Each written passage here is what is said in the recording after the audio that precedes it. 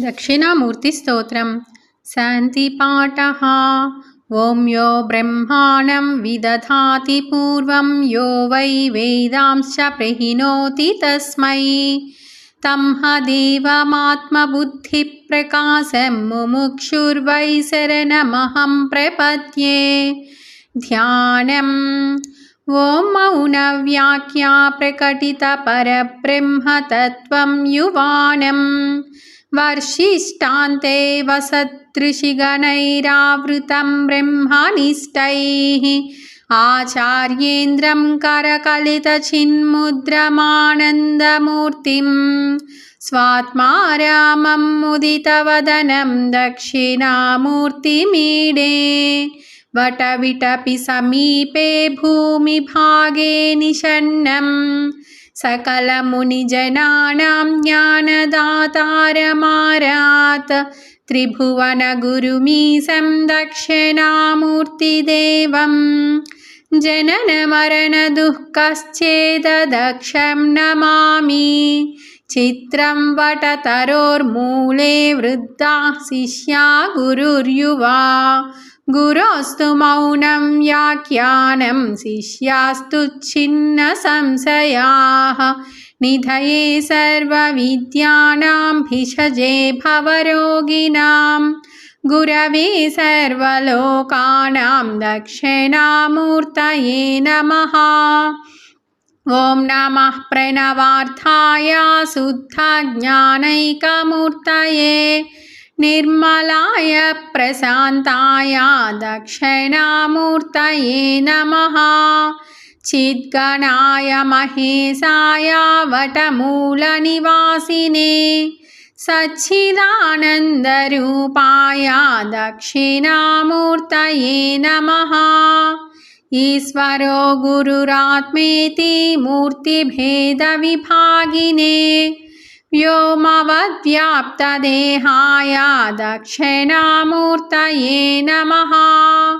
अङ्गुष्ठतर्जनीयोगमुद्रा व्याजेन योगिनां श्रुत्यर्थं ब्रह्मजीवैक्यं दर्शयन् योगता शिवः। ॐ शान्तिः शान्तिः शान्तिः। स्तोत्रम्। विश्वं दर्पणदृश्यमाननगरी तुल्यं निजान्तर्गतं पश्यन्नात्मनि मायया बहिरिवोद्भूतं यथा निद्रया यः साक्षात् कुरुते प्रबोधसमये स्वात्मानमेवाद्वयम्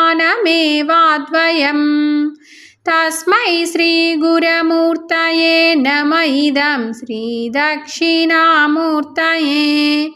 बीजस्यान्तरिवाङ्कुरो जगदितं प्राग्निर्विकल्पं पुनः मायाकल्पितदेशकालकलना वैचित्र्यचित्रीकृतम् मायावीव विजृम्भयत्यपि महायोगी वयः स्वेच्छया तस्मै श्रीगुरुमूर्तये नमः। इदं श्रीदक्षिणामूर्तये यस्यैव स्फुरणं सदात्मकमसत्कल्पार्थकं भासते साक्षात् तत्त्वमसीति वेदवचसा यो बोधयत्याश्रितान् यः साक्षात्करणात् भवेन्न पुरनावृत्तिर्भवाम्भोनिधौ तस्मै श्रीगुरुमूर्तये नमः। इदं श्रीदक्षिणामूर्तये नानाच्छिद्रघटोदरस्थितमहादीपप्रभाभास्वरं ज्ञानं यस्य तु चक्षुरादिकरणद्वारा बहिः स्पन्दते जानामीति तमेव भान्तमनुभात्येतत् समस्तं जगत् तस्मै श्रीगुरुमूर्तये नमः। इदं श्रीदक्षिणामूर्तये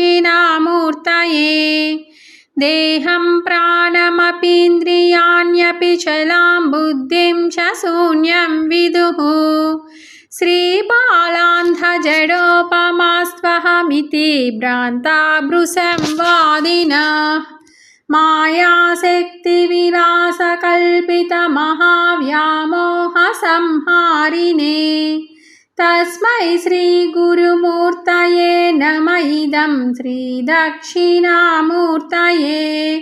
राहुग्रस्तदिवाकरेन्दुसदृशो मायासमाच्छादनात् सन्मात्रः करणोपसंहरणतो यो भूत्सुषुप्तः पुमान् प्रागस्वाप्समिति प्रबोधसमये यः प्रत्यभिज्ञायते तस्मै श्रीगुरुमूर्तये नमः इदं श्रीदक्षिणामूर्तये बाल्यादिष्वपि जाग्रदादिषु तथा सर्वास्वस्थास्वसि व्यावृत्तास्वनुवर्तमानमहमित्यन्तः स्फुरन्तं सदा स्वात्मानं प्रकटीकरोति भजतां यो मुद्रया भद्रया तस्मै श्रीगुरुमूर्तये नमः इदं श्रीदक्षिणामूर्तये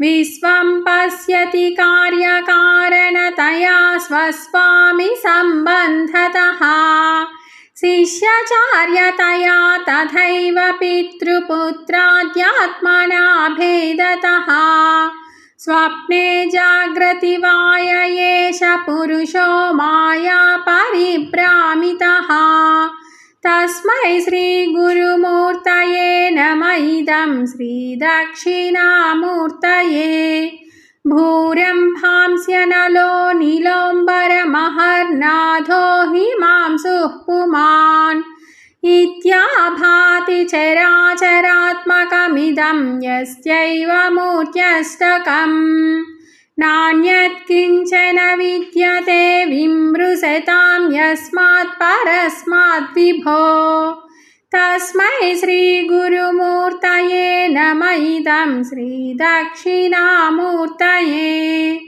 सर्वात्मत्वमिति स्फुटीकृतमिदं यस्मादमुष्मिंस्तवे तेन स्वश्रवणात् तदर्थमननात् ध्यानात् च संकीर्तनात् सर्वात्मत्वमहाविभूतिसहितं स्यादीश्वरत्वं सतः सिद्ध्येत्तत् पुनरष्टदा परिणतं चैश्वर्यमव्याहतम् इति श्रीमच्छङ्कराचार्यविरचितं दक्षिणामूर्तिस्तोत्रं सम्पूर्णम्।